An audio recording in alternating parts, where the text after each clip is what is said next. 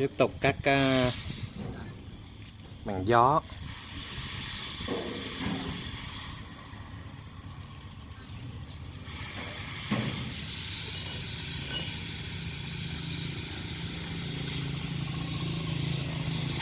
Các màn gió, các cái saxi, các một phần của saxi để bỏ cục canh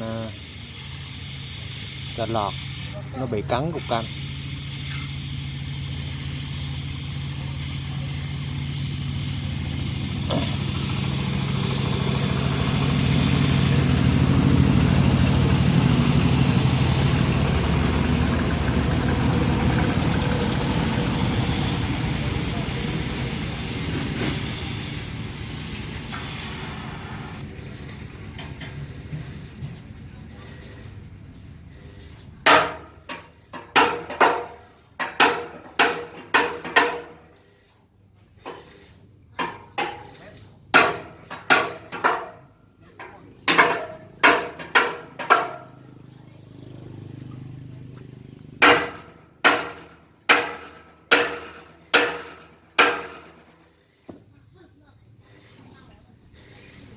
Chưa đất hẳn, vẫn còn chưa đất các bạn.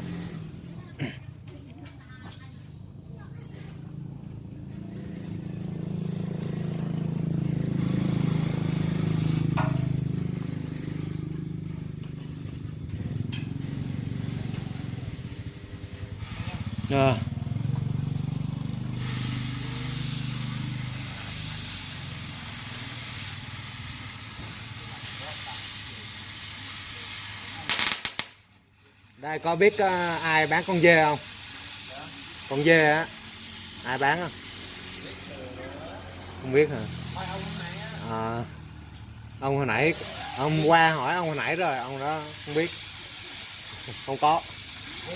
Dê. Nhà đây luôn hả?